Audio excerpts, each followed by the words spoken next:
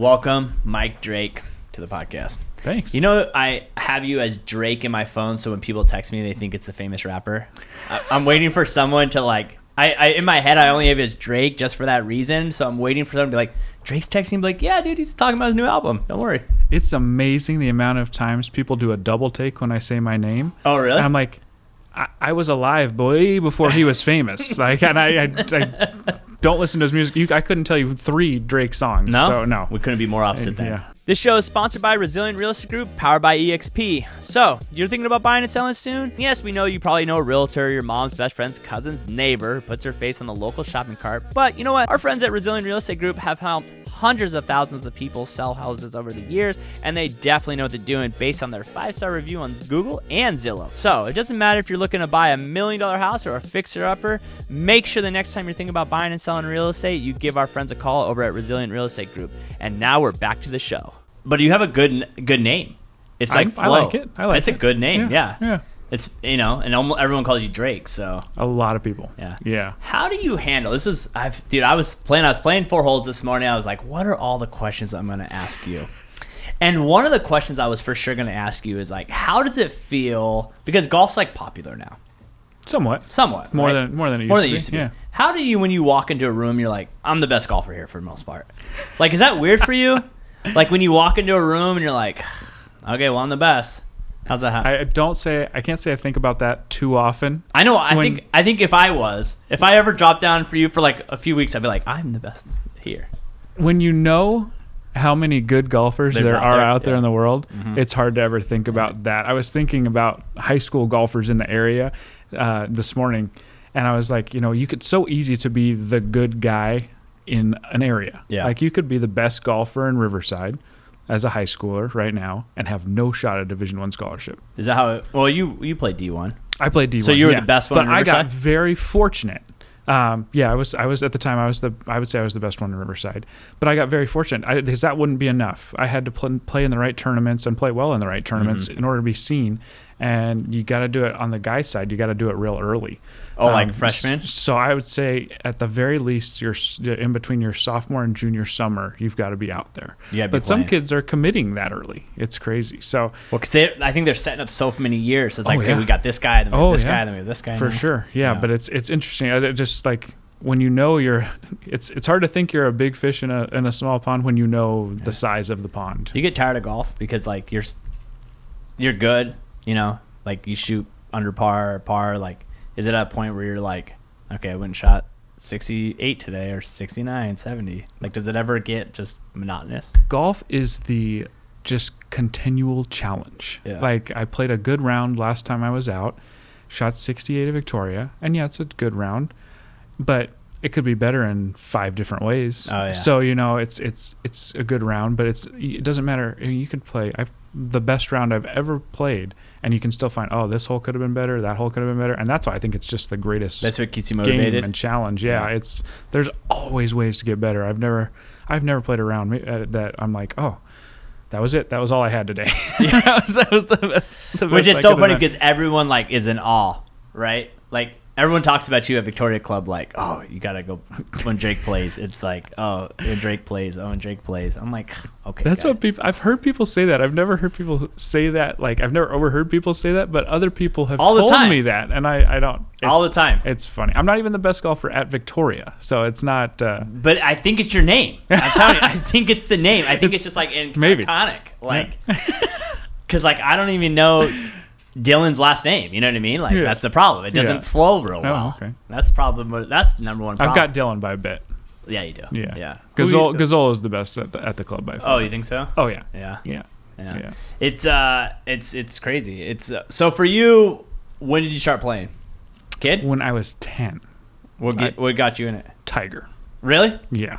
Oh. Yep. Saw Tiger play golf and was like, okay. Like just on TV? Yep. Yeah. Yeah, I think I saw a USAM. I think I saw him playing at a USAM. It might have even been a college tournament or something, and I was like, this is cool. And then I saw it when he won the Masters, then it was... Then you were just hooked? Really hooked. Yeah. But I got really fortunate, too, as I grew up next to the Obers. Yeah. So I took my first group lesson when I was 10. I was kind of, like a weekend golfer from 10 to 12. But then when I moved next door to the Obers and went and played with Jeff, I mean, just 24/7 we were playing golf. And that's what got me better, because when I started out, Jeff was much better than me, so I was always chasing him, and we just played. I mean, we played so much golf. What were you guys playing at the time? General Old a lot. Oh, really? Yeah, we were on the General Old summer team back before there was PGA Junior League. There was just the summer travel league, they called it. Yeah, that place used to be pretty decent. It used to be, and now it's just I would, if I had endless amounts of money, General Old would be one of the places I would buy, because it has so much potential. It really does. Yeah, it's a great layout. There's no houses around it, which is so hard to find. Yep. There's no actual real golf. That's why I think Canyon Crest is doing so well now. It's semi-private. Because where else are you gonna play? Yeah. Go to our quarry. Yeah. You got. I mean, you're with the options are limited. You got Paradise Knolls that closed. Yeah. And the Retreat closed. I love Paradise with the greens. They had a Tuesday Skins game there for ages. The greens were amazing. Yeah. But it's not much of a golf course. But yeah, there's not public golf. There's not public much golf around. Is like it's nothing. tough. That's what I always tell people all the time about Victoria. I'm like, dude, how do I not be a member? Yeah. It's almost like the best deal around in the area. It really is. Yeah. But you were saying, it's funny, I was talking to a guy named Nate today, and I was on the range because I hit a few bad shots. I was like, I'm going to go hit those shots. And he was like, maybe I can get a golf. I'm like, the problem is if you have no friends that play golf, you won't play golf. Yeah. Like if you have friends that play golf, you'll go play golf. But you're not going to, I was like, if you're brand new and I think he's 30, you're not going to go out, play by yourself. It's so hard. We used to, when I was at Canyon Crest, you would always, one of the things you would have to try to do is get new members plugged into groups. For that reason, it's so hard to get someone to go out and play by yourself. I mean, if you're really just a nut, like I would go play by myself anytime, but that's at this point after I've been hooked. Yeah. Once you get hooked, if you get in with a good group like and you guys are having fun. The guy that popped by your shop the other day. Yes. That guy. Yeah, exactly. Yes, that guy. Yeah. He's going no matter what. Like he's going all the time. He does. Yeah, he's going all the time. Those guys are great. Yeah. The hard part is when I used to play public is like when I would go by myself and then you'd be on the first tee and be like, hold on a second, we're gonna send a single, and I'm like, if I wanted to play with someone, I would have brought someone. It is. I just want to play by myself. It's so rough. It's a crapshoot. My wife and I were just talking about how when we went up to Bandon Dunes, we were so lucky. Most of the time we brought a foursome that we were with, but a couple of times we had one person not, and then we got paired with people. Yeah. And we got lucky. A couple of times that we got paired with good people, like not good playing. Just you need a certain temperament, a vibe, you know. Yeah. And but it's such a gamble. It could be a long 4 hours. It could be a long 4 hours. Yeah, we went out and played. My wife and I don't play a lot of golf together, but we went out and played Monarch Beach last Sunday, and we got so lucky that we got paired with a couple that was it was great. Yeah. It was a great time, but man, you can get the wrong draw there, and you are just. And we've had. Everyone has it. Even sometimes at Victoria Club. Oh yeah, for sure. There's a few guys I like hanging out with, but we get them on the range. Like when I get them on 18 holes together, I'm like, oh my god. Yep. I almost texted you the other day when I was with someone, but I was like. So for you, how did you and your wife don't play enough golf together? What's that about? Well, when she was playing all the time, when she'd come home, that was her time away, unless she was practicing to get ready for. Is your wife better than you? She's made a lot of money playing golf, so yeah, she's better than me. Yeah, if we went and played versus each other, it's where men's and women's golf's a little different. I'm gonna beat her, especially if we play the same tees. Yeah. But if she plays her tees, I play my tees. It's a little closer. Well, right now I've got her by a long shot because she hasn't been practicing at all. But yeah, when she was playing all the time, she'd come home and wouldn't want to golf. And so when we take vacations, we wouldn't golf. We'd play maybe a couple times a year together. Yeah. And then now she hasn't been playing at all. So yeah, this was probably the first time we've played together in probably a couple of years, really. Yeah. How's it being a golf coach, working with people that I think would be a struggle? Like in my head, if I'm a golf coach, like trying to tell people to make a move that they're just unable to make or whatever. Like, how do you handle that as a golf coach? Like, because people want to get into golf and I just become a golf coach and whatever. But like, I assume that's kind of tough, right? No, it is. It's probably the number one challenge is trying to get someone to do something that they think they're doing, but they're not doing. And that's why I use cameras and TrackMan. It's not so much for me; it's for them to see. Oh, I thought I did that. And I didn't, or I didn't know I did that. Like they see their swing on. I never forget the first time I saw my swing on video. I had taken lessons. Hard to believe there was a time before you took lessons without video, but I had taken lessons for years with the same swing coach. And he had told me that this is what Tiger does and this is what so-and-so does, so this is how you do it. And then I went to someone else because I kind of plateaued with my game, and my dad, Rich Simonin, who is my dad's boss, was like, yeah, hey, Forrest Theobald's son is over here giving golf lessons. Maybe your son should go try him out. So I go try him out, and he records my swing. We go into an office. He prints out pictures of it, and I'll never forget. I saw those pictures. I saw that first time as soon as he played it, because he didn't look at it out there. It was just recorded, old school camera. Old school, like recorded into the, and he shows it to me on the computer, and I go, my jaw drops. That's not what my swing looks like. That can't be right. I didn't speak to the other swing instructor for years. Really? Yes. Yeah, for years. Well, that's the hard part. It's like who's good and who's not good. Yeah. And you just don't know. It's kind of a crapshoot. It is. Because not everyone is equal. Yeah, and everyone's a little different too. You know, some people... Or they have their thoughts. Mm-hmm. Yeah, and some people can be good with certain things. Like that instructor really helped me get from 90 shooter down to high 70s, low 80s shooter. And he's had that success with a lot of his players, but they don't go any further. Was that where he played? He's an old school guy. I'm not sure what his background was, but he's really good at getting especially juniors to that like high 70s, sometimes even mid 70s if the player's really committed to that, but not any further. When I was in high school, I played against a couple of his players, and it was kind of the same thing. But I mean, that says a lot. It's hard to do, to get a player from 90s down to the low 80s and into the 70s. That's the hard part, I think, is if you counted everyone's score on a weekend, I think you would really realize how many people do not shoot good scores. And my wife and I talk about this all the time, and they don't keep score accurately, and they don't hole out their putts. It's I'm shocked. The guys I play with now who play in stuff still have some questionable drop point where I'm like, questionable drops. Well, I'm like, that's not.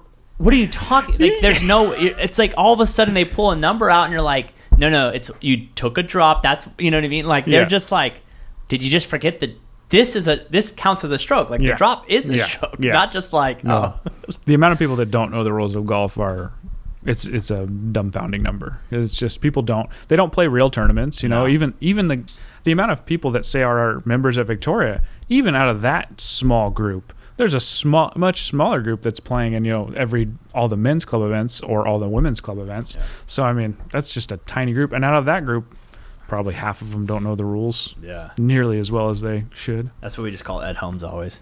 Yeah, he doesn't mind. No, Ed Holmes. If you call Ed Holmes with a golf ruling and you're on the course, like he melts inside. He's like, that's like me if you send me a swing video. Yeah. I had a student that just came for his second lesson. He's like, can I send you swing videos? I'm like, please send me swing videos. I know you're practicing, I know you're working on things, and I know you care. Like, you can't send me swing videos enough. He's like, he has his brother comes to me and goes, I know my brother just bombards you. I'm like, I swear you cannot send me too many swing videos.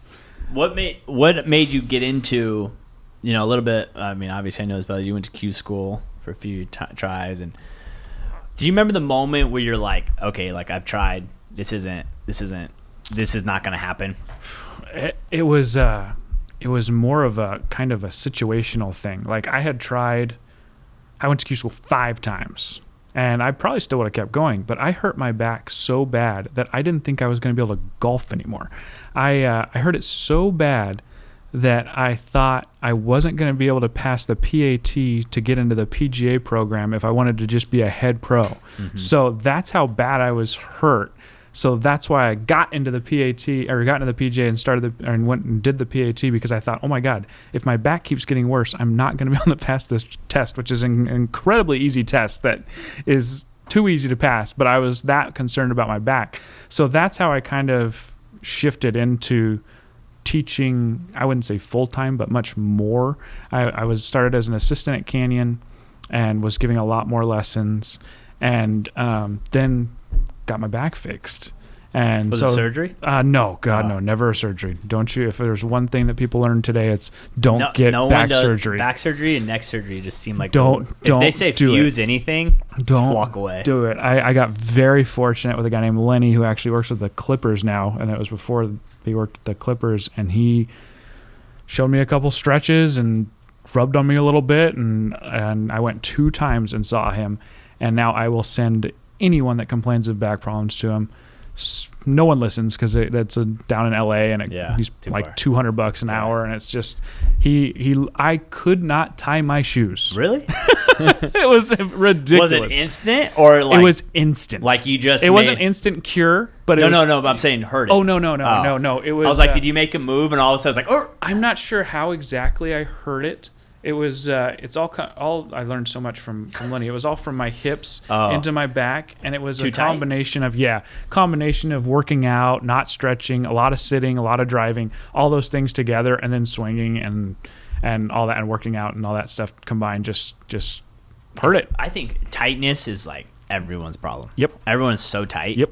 So tight. Yep. You can't stretch enough. Can't stretch enough. Yeah. Because we sit so much, and the sitting is just the worst thing. It's like when people try to like want to play golf, I'm like, you can't even barely move. Like, what do you think you're gonna be able to put a good attack on the?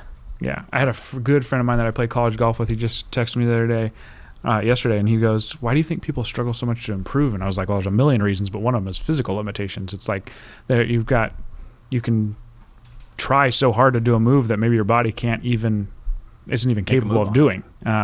And so then you got to address that from a physical standpoint. So then all of a sudden, then what's happening? Then you like compensate with some other move, and then if all of a sudden that starts loosening up, then now that hurts and like. Well, you want to play. Yeah. Because it's not fun to just go practice. No one wants to practice. So instead of improving your move because you can't, because your body won't allow you, you go out and play a bunch because you want to play, and now you groove this new swing or this swing that is not correct or not even close to being correct, and now you would have to undo it by going and getting lessons, which is going to cause more trouble or more, not necessarily pain, but mental anguish trying to get better. Oh, for sure. The moment you told me to get a little closer to the ball, oh my God, that was a rough 18 holes and change my grip at the same time. It was rough. I hate grip changes. Do you feel like I feel like walking? I always feel like when play's slow and you're sitting in the cart all the time, and then you try to get up and go hit a shot. Like that's why people are like, why do you walk so much? I'm like, if it's gonna be slow, I'm gonna walk because I'm like stuck. I have walked 6-hour tournament rounds before. Because it's so much better than sitting down. So much better. Yeah, you just sit. You sit, you slowly turn to stone, and then you're just waiting to get hurt. Every time you sit down in between a shot and you get up and swing, you're just betting, hoping that you're not going to hurt yourself. It's walking, you're staying warm, you're staying loose. You're moving and everything, yeah. Yeah, staying in rhythm. Walking is the way it's at nowadays. Oh, yeah. Without a doubt. Well, there's not a lot of golf carts in Scotland, so that's true. Yeah. That's true. Just over here. Just over here because of lazy people. You know what I mean? But it's crazy because like when you take carts away, it's just crazy how empty. It's for great. Us. Like how empty. It's great. Well, everyone's like, man, the course is in such great shape. I'm like, yeah, it's been raining for 3 weeks. No carts have been out there. No carts. No carts. Half the players. I told Joel the other day. I said on walking only all the time. I'm fine with it. Let's go. Just get caddies. Yeah. We'll get the guys in the cart barn. Hire some high school kids. Yeah. Create more jobs. Brian Nielsen said he'd caddy for me on Thursday versus my match. There you go. I said I'm going to get him a bib, my name on the back. He's like $50. I'm like, $50? I was like, I'm down for $50. Just the green reading alone, you'll get there. You'll be fine. The only problem, he dives everything in, so I'll blow everything by 6 feet. That's not going to work. I just want him to rake my bunker. I might just put the ball in the bunker just so he has to rake it. You know what I mean? Just a power move. Yeah. just chip one in I there. don't care if you're a +4. You're going to rake my bunker. You're going to rake my bunker, bro. That's $50 right there for you. But so for you, like, what do you think? Obviously, everyone wants to get better at golf. But most people don't have time to practice. Let's be honest. And most people don't want to get lessons for whatever reason. So for you, is there like certain things you've seen? Is it like just not hitting driver? Like, or is it is it just warming up, like going to the range and warming up before going, or there's lots of different things. Just warming up is a great one. That'll help you for sure. Just everyone, even if they don't warm up, they hit putts usually before they go. If you just focus more on speed on putts, then you're going to make more putts. No, your 3 putts are going to decrease drastically, and it's amazing how much that'll help your score, especially with all the gimmies out there. All you got to do is lag it inside 4 feet, and you're gonna get a putt in the Victoria I don't even know games. why we do that. I get annoyed because guys are like, "That's good." I'm like, "No, it's not. It's good. Not. It's 4 feet. Yes. I can miss this." Yeah. And I want it to hurt my handicap because Next week, they're not giving it to me. Exactly, yeah. Let me make that putt. You know I can't waste no time, cause I gotta keep it tight. I'm in my bag, got my eyes on the price. You know I can't waste no time, cause I gotta keep it tight. I'm in my bag, got my eyes on the price. You know I can't waste no time, cause I gotta keep it tight. Give me the bass, give me the beat. I'm in my bag, this round is on me. Give me the bass, give me the beat. I'm in my bag, this round is on me. Give me the bass, give me the beat. I'm in my bag, this round is on me. Give me the bass, give me the beat. I'm in my bag, this round is on me. I played a game a couple weeks ago, and they played everything was good inside the leather. So from the end of the putter grip toward the putter head. And just that, like if we just played that at Victoria, that would be a much better set, because you realize how short that is compared to those putts that are given in the 8 o'clock games. You're like, oh my gosh, like, ugh. Well, I don't understand the thing. I can understand people who would sandbag. I mean, that's half our lessons together is how I bag more. I don't understand the people that go the opposite. Like, I have a buddy of mine that's like, wants to brag he has such a great handicap. Yep. But then I go play him, and he's pissed he has to give me 8 strokes. I'm like, you're the one that says you're a 2 or a 4. I don't put your scores in. I don't know anyone who understands those people. I don't understand it. It's madness. It's madness. It's madness. You just want to lose money? There was a guy Like, back at Victoria when I worked in the cart barn at Victoria, and he would claim to be a scratch golfer, and he shot 82 on his good days. Yeah. And I'll never understand it. I would love to have someone explain it to me, because it's craziness. Because you're going to lose money. Massive amounts. I don't know how you ever win. You don't. Like, you're just basically like donating to your like charity fund. Yes. You only beat other golfers that are like you, that do it worse than you, that their handicaps are even less accurate. But it's so funny. They'll be like, you're such a bagger. I'm like, no, I count my strokes. Yeah. I take my out of bounds. Yes. If I hit the ball out of bounds, I take it. Yeah. Not like, I might even finish the hole and make triple instead of just making that double. Exactly. Because I can make a triple on this hole. I can make a triple on this hole. Yeah. Yeah. It's insane. So for right now, where are you working on your game, or do you work on it all? I don't work on it much, but if I do, I'm hitting balls in my lab. Yeah, that's where I am. I'll putt at Victoria, chip at Victoria. I never go down to the range. Yeah, you don't at Victoria. Need to put a full swing on it anymore. I just do it there's no reason to not do it with the TrackMan in the lab. I can see. Was that just game changer for you? I love TrackMan. I've loved it for the reason I got into coaching, but the reason the first step to starting this business was the TrackMan. Is it Golf Lab? Is that what you call it? Yeah, Riverside Golf Lab. Riverside Golf Lab. Best golf coach in Riverside. I was teaching, so I was trying to get out of the golf business, but people still wanted lessons, and I put up a net in my backyard just for me to practice in. And people couldn't find lessons that they were happy with, so I just had them come to my backyard. And then I was like, I wonder if I could pay for a TrackMan with these lessons. So sure enough, in a year, I was able to pay for a TrackMan. So I got my excuse to buy the TrackMan. Was it like 25 grand? Oh, 20K. Yeah. That one, can you use that one outdoors too? I need to pay another $5K to use it outdoors. Yeah, is it like an upgrade? It's like an update. Yeah, basically, it's an update or an upgrade. Yeah, if there's an indoor, you have indoor use or outdoor use. I pay $1,000 a year for indoor use, and you have to pay yearly too. Mm-hmm. Yeah. Yeah. Is that what gives you those systems that you get to email me? Yes, it's all through there. It can do so much more stuff than even I use it for. You play courses. We just need to get you headphones. Apparently. We need to get you some audio. Yeah, some audio. Adrian, hook him up with an audio, a little mic before at the end. Hear me. Yeah, but that was how it started, was just in my net in the backyard. And I was like, let me get a TrackMan. And I was able to pay for the TrackMan. Then I was like, okay. And some friends of mine have a bigger version of what I have up in Oregon. I'm like, God, this is so fun. I go up there and I'll spend all day just messing around with them, hitting balls, watching kids come in, working on their game, and just hanging out. And man, that's the dream, is to do what I do on a slightly higher, bigger scale. And then that would be all I do. I somehow came across a guy on YouTube that has like a huge facilities, like 8 bays, huge putting. I'm like, that looks like they're popping up. Yeah. Because I think like Topgolf is like the thing. Like if the weather sucks, like you'd rather just go inside. I think guys want to go play like random courses.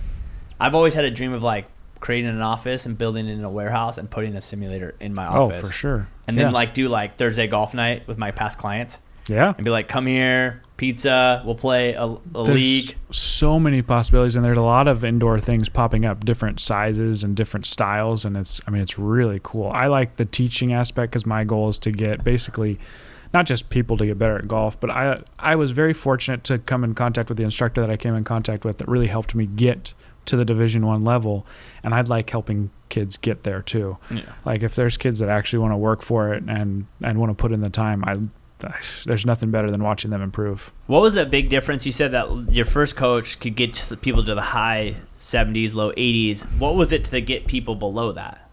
It was what he did for me was just kind of all encompassing. Like that was it. My swing needed a lot of cleaning up. That was mainly it. My swing needed a lot of cleaning up, but there was all kinds of little things around my game that needed a little sharpening. And then another thing was he knew what tournaments I needed to play in to go get exposed to college coaches and to move on. And it's amazing how many people don't know and where to go play and stuff. Yeah. And how much bad information is out there. There's so many people. You can waste a ton of money trying to get your kid into a college golf scholarship when all they really need to do is go play decent in the right tournaments. Right tournaments. Yeah, and maybe email some coaches just walking around or whatever. Exactly, yeah. I'm surprised that you have to go anywhere now with like the internet. Like people just don't watch scores. Like a lot of it is so they watch scores and then they go watch you in person. It's kind of like a combo. But I guess they have to see scores aren't everything. The scores and the rankings are. I mean, that's most of it. It is. It's most of it. And a lot of people don't like to hear that because they're like, oh, then I'd have to pay to travel. And even in Southern California, you don't really have to travel that much. There's a lot more big tournaments in Southern California than there was when I was coming up. But it's a whole thing you've got to do. You can't play high school golf and think you're going to get just high school golf and think you're going to get a Division I scholarship. That's everything. Yes. Like when I was, I come from the baseball space. It's like you'd have to go. I mean, I wasn't that good, but like you had to go play the wood bat tournaments. Then you had to go to the what is it called? Like the showcases. Mm-hmm. Like everyone you had to go to the showcase. You had to go get seen by this person. It's more than just being good. Yes. Yeah. Because there's a lot of good out there. There's a lot of good out there. It's almost like showing that you're committed. Yeah. That you would like want to do this. And you gotta, like I said, back to the big fish in the small pond, you can be a really good player in Riverside and not crack the top 200 in California. But here's the thing, it happens at our place, right? There's some really good guys that play Victoria really good. Yeah. But their games don't travel. Yeah. Yeah. I've debated on going and playing amateur events. Oh yeah. Like with handicap. Yeah. Yeah, why not? It's fun for a weekend. For sure. 1 day, 2 day tournaments. Why not? Yeah, why not? I got nothing else to do. You'll get better. You'll come back to Victoria and be even better. I mean, I got to get, I can't let certain people beat me. You know what I mean? No. I mean, when Rizzo beats me and he only puts it freaking 200 off the tee. And Rizzo's a machine, though.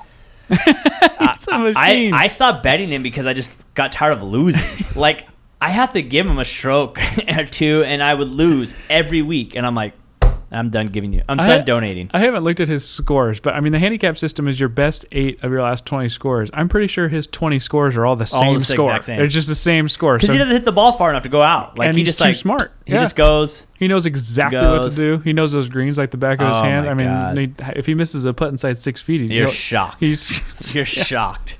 I know, it's insane. So if you could give any advice to young golfers coming up, what do you think what it was? Obviously you found the right coach, but outside of that, was there anything mentally that helped you get to the next level? Because if you're not around people, you just don't know. You don't understand the difference. Yeah, that's true. I would say probably the biggest thing is you have to love to work at it, because like you got to bang balls. Yeah. You've got to. It's got to be, for golf. It's so time consuming too. You have to put way more time in it than you think you have to. If you think you're working hard enough, you're not working hard enough. Well, that's the story. What's his name? Jason Day used to go hit balls before school every day. Yeah. I don't know if that's true or not. I do have a question for you. I heard that Brian Nielsen came to you. He was playing at RCC, I think, and he was like average. And then he came to you like every day in the backyard.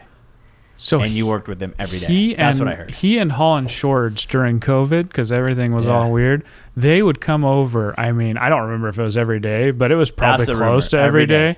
It was a lot. Brian would know better than me. Yeah. But it was a lot. And I would hardly call Brian average at any time in his life. I mean, he was shooting 64 at Canyon Crest ages ago. So and like that's what I'm saying. Yeah, like shooting. He has the ability to go shoot 64. Yeah, and probably might never play a professional tournament. Like it's insane. Yeah, it's insane. Golf is deep, very deep. Yeah, which you don't think it is because you just don't. The average is so bad. Yes, but there's so much better than you know. Yeah, the average is so terrible. There's so many more professionals that can come out to Victoria and shoot 65, 66 without blinking. Than most people in Victoria know. I had a guy came out, Joe Fryer, first time he's seen the course, 65, no bogeys the other day. I mean, just like no bogeys, never seen the course before, nothing. Did they just what is it about them? They just drive the ball really far? Is it just that's definitely part of it. I mean, all aspects of it. Because they can drive too.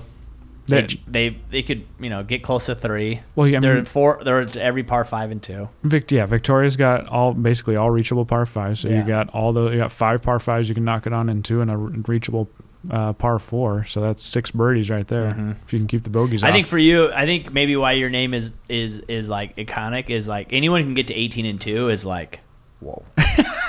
That's it. So when it's like a wives' tale, I was like, I was playing with Drake and Brian the other day, and they both flew 18 and 2, and they're like, they've got fluid 18 into the wind. It was gusting into the wind. That's what I tell everyone. That's the truth. That's it. Literally, people talk about you, man. You're like a legend. Far from it. Far from it. Hey, listen. To each its own. Right? Yeah, I'll take it. No, TrackMan's really cool. Like, I wish I could get my own because, like, I could see like what we were working on. I could do that all day. All day. I could literally just be like, all day long. Boom. All boom, day. Yeah. Boom. I would love to have a setup where I could just hang out and people could come in and do that. All day. You never all like day. think about like the hard part is instead of just teaching, like renting for like the hour. Be like, I've thought about it, yeah. If I had more time on my hands, then I definitely would. Well, it almost have to be like a small group of people that you trust. Yeah. Because so then you wouldn't have to be there. Well, the place up in Oregon, it's called the Henniger Golf Farm. Mm-hmm. That they have a membership-based thing. That's what I'm saying. Yeah, and I'd love to do that if enough people were interested in that. I'd do it. I think more people would be interested than you would think. Yeah, that'd be great. Because it's hard to take that leap though. Well, no, I'm just saying, like, for your current place, like, if you just put, like, a key fob, and you could charge people, like, block it out, because do you do lessons every day? Every day, pretty much. Damn, that many? Yeah. You're busy, dude. I try to be. And all word of mouth. All word of mouth. Yeah. Listen. My dad is in real estate. His biggest thing was all word of mouth, and that's all I've done. Who's your dad? Wally Drake. Yeah, Wesco Realtors for ages. Wesco. That was the first place I ever interviewed. Oh, really? I almost went, and Rich was like, I don't hire new agents, and da-da-da. I met Rich for the first time, and he gets done doing his spiel, and then I talk, and he's like, hey, I'd love to have you come back for a second interview. And I feel bad. I really like Rich. It just wasn't my cup of tea there. Yeah. And he's great. He's such a great guy. Rich and I won the member guest 100 years ago. Oh yeah. I laugh with all these anti-junior things going on at the club right now because he had me as his guest when I worked in the cart barn, and I'm pretty sure I wasn't even 18 at the time. The rules are so stupid, dude. They're crazy. Can we it's even you. Like, you should be able to play any event. You should play the club championship. You should play member guest. You should play member. Who gives a F? Apparently, a lot of people do. Listen, when I'm president, I was at when are you running? You've got my vote. I can't vote, but you've got my vote. You can't. Oh, you're not. You're junior? Me too. Yeah. I was with your old neighbor. We'll leave his name unnamed. And he was like, man, I can't wait for you and Hibbett to be vice VP and Prez, so then I can come back to the club. I was like, dude, I don't think that's going to happen. Sorry, buddy. Time heals all wounds. That is true. It does. But you know what's funny is now, I don't know if it's bad, but after that happened, the 12 o'clock group is dead. And I keep blaming it. I keep saying there's no characters anymore. There's no one that's always there. Yep. Like, that's a fact. You ruined it. Yeah. Yeah. That's a fact. It's how quick it just falls apart. I told Eric the other day when we were at a poker event at Eric's house for his birthday. and he who must not be named was there. And I said, I play a lot less golf now that you're not around. He was a character. He's so much fun. It's all about having fun. I just hate playing golf with people that take it too serious. Yep. Like we did my favorite thing I've ever done in my life was a trip to Pinehurst. It was the greatest trip of my life. Pinehurst, man. We were the first off every morning. It was amazing. We went in October, I think it was, and I got the call like off the bench, like someone bailed. This is how I know what happened. Who can we fill this spot Someone with? Bailed. Who has money that we can call that's friends that can go? Adam has no kids and has some money. He'll come. Okay, cool. So I go, but it was like those trips you have to have with the right people. Oh yeah. Because if someone is too serious, the whole trip's ruined. Yeah. Like we had one guy. We had 2 foursomes, and we had one guy that was so serious. And our caddy was like this hippie dude that I think was on Adderall. He would feed the crackers to the squirrels the whole round. Awesome. And he was just like, bro, but he was like Rain Man, right? No green reading book, just like put it there. And he's like, I mean, you'll make it, just put it there. He's just a younger kid, and he goes, I have been here for pro-ams with the best amateurs, and I've seen him shoot 90. You think you're gonna break 90? You're not. Yeah, no. Yeah. Just go out and hack around, dude. Enjoy the fact that you're at this amazing place, dude. If you never been? Oh yeah. Oh yeah, it's the greatest place ever. Bandon is the best place. You think so? Pinehurst is right below it. Have you been to Bandon? No. Yeah, that's why I don't think it's the best. But Pinehurst and Whistling Straits. I haven't traveled a lot, so I haven't gone to a lot of golf destinations. Mm-hmm. But Bandon's definitely number one. Whistling Straits is amazing, and Pinehurst is fantastic too. I've never played. 2 years ago, I flew in, played Spanish Bay, played Spyglass, and flew up the next day. Didn't get to play Pebble, but I was a little. It was okay. Monterey is amazing. It's an amazing place, but especially for the amount you have to pay to play there, it was okay. It's like, I mean, it's worth paying it once. Yeah. Bandon, I would go back to again and again and again. Yeah, we've been twice, and I would go every year. 9? What do they have? 7 courses up there? No, they have a lot, don't they? They have 6 courses and a par 3. No, 5 courses and a par 3, and they just added another one. But the one thing I worry about is the wind. People always talk about. Like, if you go up there, bad timing. Yeah. I've gone twice and had great weather both times. Well, then you're the lucky guy. Yeah. You gotta go with it. But the wind is, I mean, that's part of the fun. I played Sheep Ranch with no wind, and that made it kind of lame. Oh, really? Because it's very wide open. Oh, so you're just gripping, ripping the whole day. Yeah, and it's just kind of like, oh, what is this? But I've heard people hit 5 irons on 100-yard par 3s out there on the ocean, so that would be way more fun to me. Yeah. But it's another thing, you're just going to enjoy it or not. Like you just go like Chambers Bay. I don't know if you've ever been there. Chamber, like it's just such a nice walk, and it's it's just peaceful. Yeah, it's just peaceful, and it's just nice, and there's no carts, and it's only push cart or walk. And if you like Chambers, you'd love Bandon. Oh my gosh! I keep talking about we should make more group trips. Yeah, at the club. Yeah, I just don't know why that's not a thing. There's a small group, but I don't know what you got to do to get invited, but it's we're not doing it. Yeah, no, I don't know what that I'm is. on the wrong side of it, that's for sure. Stop, dude! You got me running. I'm running. I'm helping you. You're running for president. Yeah, I'm running for prez. I'm like pumping you up around everyone. I'm like, I wear it to you, sponsored by. You know what I mean? You know, it's funny. Jack came up to you. He was talking shit the other day. Yeah, he's like, you are playing really good right now. He goes, you would get beat by Red Hill. Those are bigger baggers than you. Oh man, Red Hills. They're legendary. Legendary. Yeah. I don't know.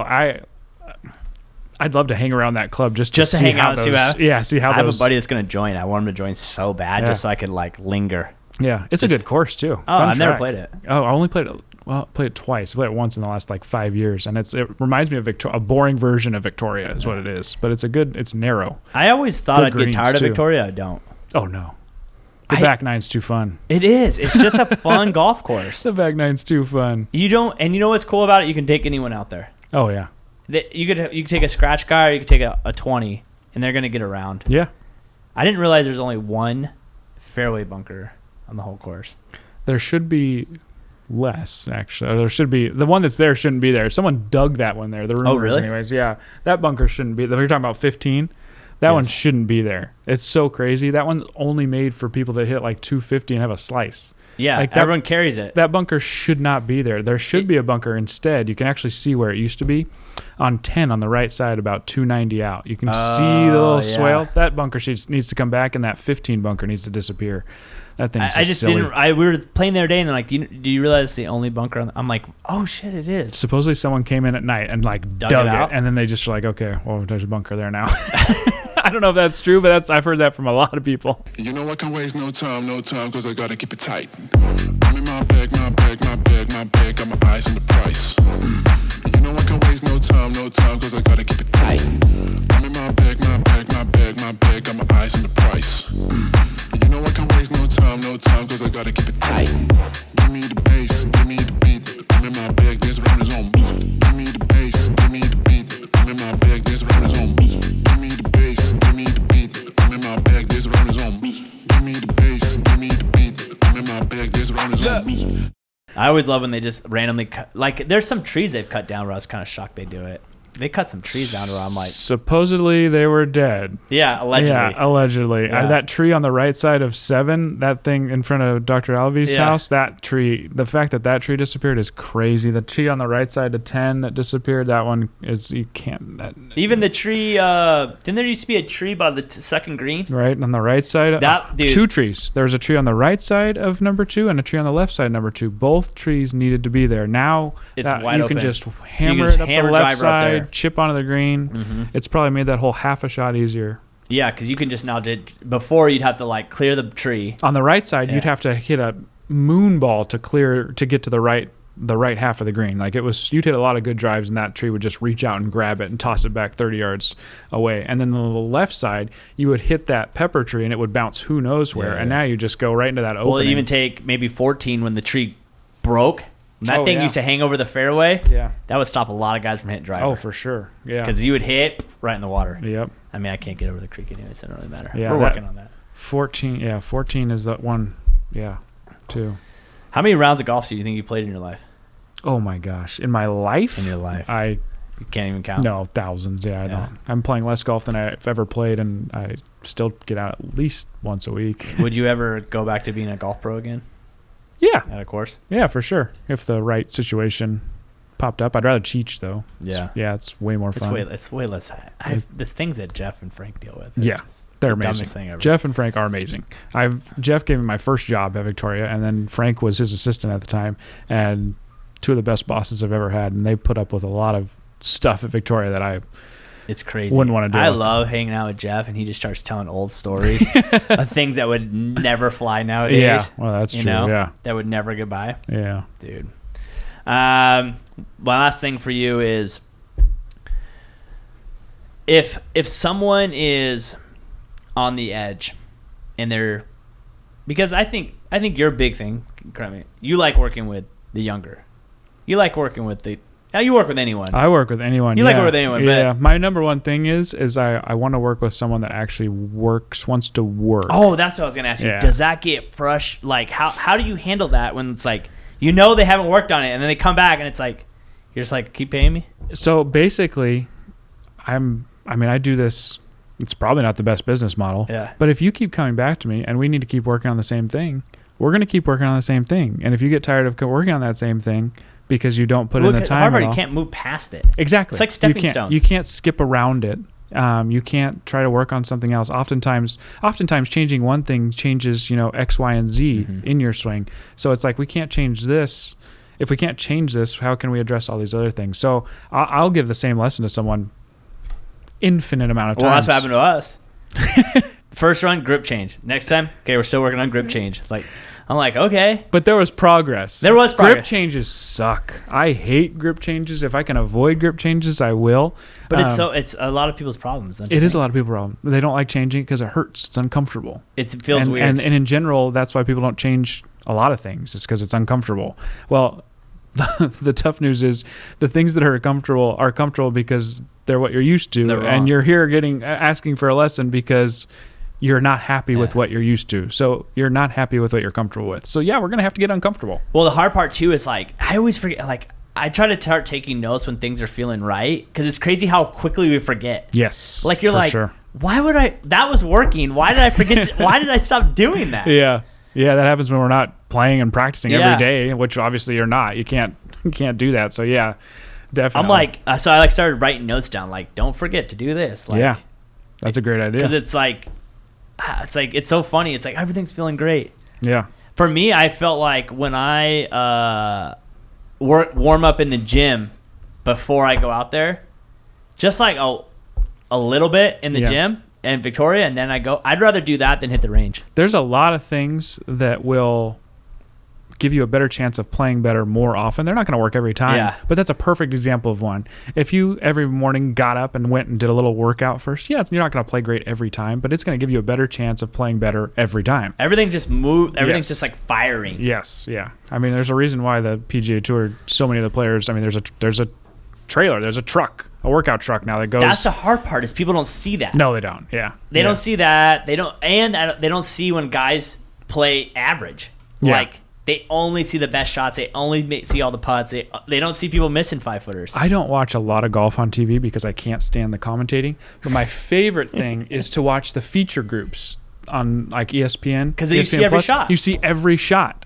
And you see guys struggle. Like, for example, one of these, not this year, but last year at Waste Management, you saw Jordan Spieth. I watched him shoot like even par. And if you saw him shoot even par, if you just looked at the scorecard after and shot even par, he shot even par. He's near the cut line. I mean, he hit the ball everywhere. Everywhere. Meanwhile, he was playing with Victor Hovland.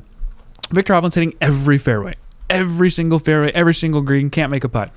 Spieth's hitting it everywhere, everywhere. They get to, it was Friday, and they get to the 15th there, and Hovland like pulls a drive like 10 yards, goes in the water. Then he gets too aggressive and hits it in the water again, ends up missing the cut. I think it was his first missed cut of the year, like at 5 minutes in a row. Jordan Spieth had hit it everywhere for 2 days and makes the cut and makes a check. And you're like, oh, well, Jordan Spieth played way better than Victor Hovland. Yeah. Well, not really. Not if you watch those 2 rounds. It's crazy. Well, that's why I love playing with the 12 o'clock group. Like, I love playing with Keith Ward. I love playing because they don't hit every great shot. And you're like, okay, but he's still scrambled for par. They don't hit every fairway. I mean, he's not playing with you, but you know what I mean? Like, it just... I definitely don't hit every fairway. Well, like, I remember the round me and you played together. Me, you, and Brian played. And Brian was, like, on 12, and he had this chip. It was on the right side of the green up top. Flag was back left. And he just, like, swiped right under it. Like, he just missed it. Like, it just went nowhere. Yeah. But it was, like, the composure of just, like, not getting upset and just, like, all right, like... He's still... The next shot, he's like, I'm going to make this. Like, you know what I mean? Like, it's like, okay, he even... misses those shots or swipes under the ball or does something like that. It's not always perfect. Yeah, if you just watch the telecast on, especially on Saturday or Sundays, you're seeing the best in the world that are playing the best they can at that time. Well, look what happened to what's his name this weekend on the LIV tournament. Why am I forgetting? Kim. Anthony Kim? Yeah, like they were highlighting him. He shot 6 over. And it was like he could have easily been. It was whoosh and like he's all over. But it's like, what do you expect from the guy? Yeah, you take 10 years off, it's going to show. What is it? DJ said he had to tell him how to use TrackMan. He knew nothing about it. Didn't know how to use it. Didn't know how to turn on. Didn't know anything about it. Didn't know how the numbers work. Knew nothing. I heard he at one point didn't have golf clubs anymore. I mean, he couldn't have been more detached from the game, which is. But what's crazy is it's someone who. I wonder why that happened. Like, everything was going for him. Everyone wonders why that happened. But it's just like, is it because he just didn't want to put the work in anymore? Like, I have no idea. That is a big mystery that I'm sure I don't think anyone's ever going to know the answer to. If he wrote a book, it would be a bestseller because everyone wonders, because he was so fun to watch with his belt buckles and he had a great swing. Belt. And now he went no belt. And it's belt t-shirt. Yeah. What do you think about LIV? I like LIV.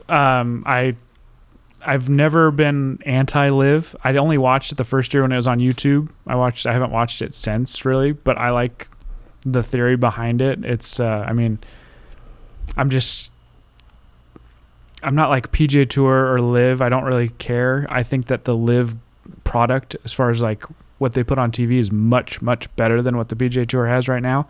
But like I said, I don't watch a lot of golf. Yeah. But when I was watching the YouTube LIV golf, I liked it a lot better than when I watched the PGA Tour. I can tell you that. I just think that it's like the shotgun start's great because it all finishes at the same time. Mm-hmm. You're not watching 9 hours of golf because who has that? Yeah. And then it's like really like if you're really into a tournament, like 3 days is way easier than 4 days. Well, it's funny. I was watching golf on the featured groups just the other day, and I've got a 1.5-year-old, and he's kind of into golf, and he watches someone hit a shot on TV.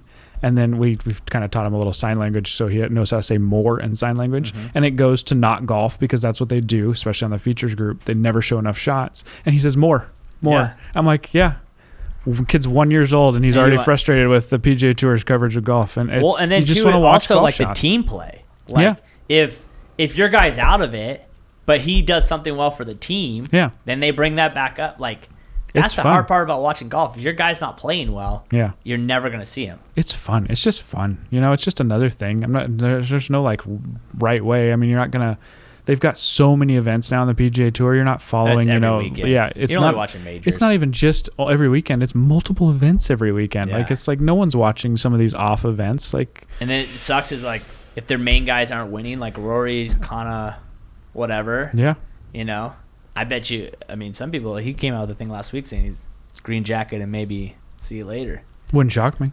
Why would you stay? How do you say no to that much money? I think someone said $950 million. I mean, other than Tiger, how do you say no to $300 million? How do you say no to $100 million? Yeah, how do you say no to $1 million? Like it's nuts. That's what I'm saying. Like, I can't blame any of those guys. And then play 3 days. Yeah, and you're gonna make way more money in the. It's just so funny how like Liv comes out and all of a sudden the PGA has more money. That was interesting, randomly. Wasn't it? Yeah. Maybe Phil was onto something when he said he had more money. Well, Phil just needs to stop gambling and he'll be okay.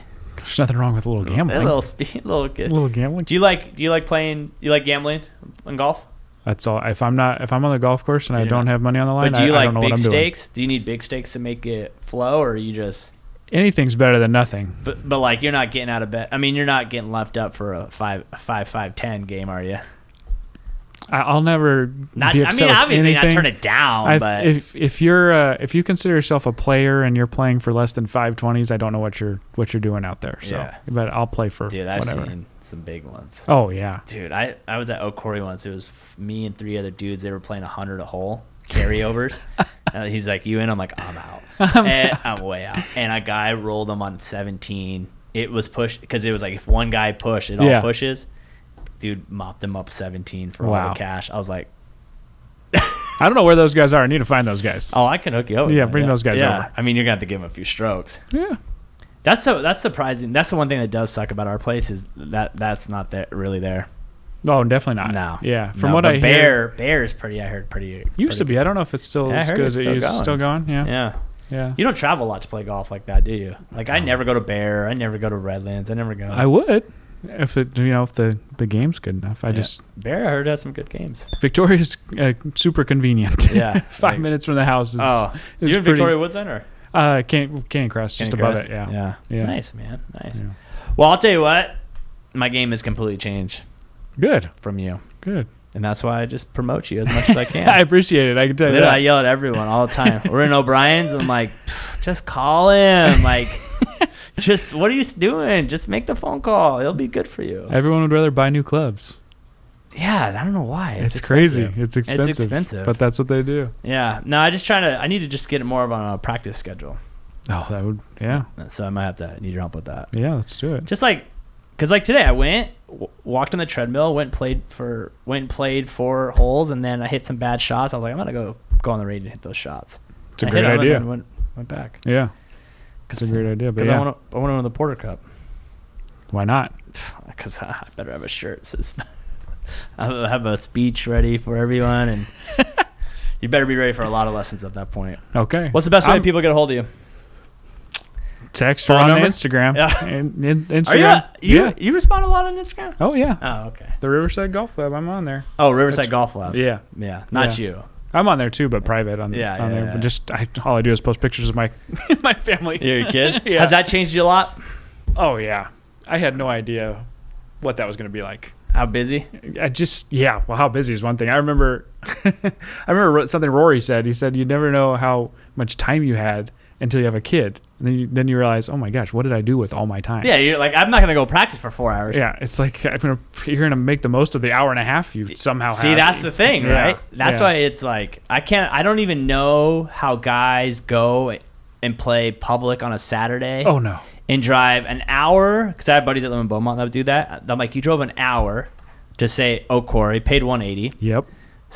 Played 5-6 hours, drove an hour back. You're out 8 hours. Yeah. You're probably at least 225 deep. Yeah. And you shot 97. Sounds terrible. You should come get a lesson. You should get a lesson. On that note, guys, make sure you hit up Mike Drake for all your lessons. Riverside Golf Lab on Instagram. I'll tell you what, literally, we went from draw to fade, and the fades have led to some wins. And that's all what I like that matters. to hear. So until next time, guys, peace.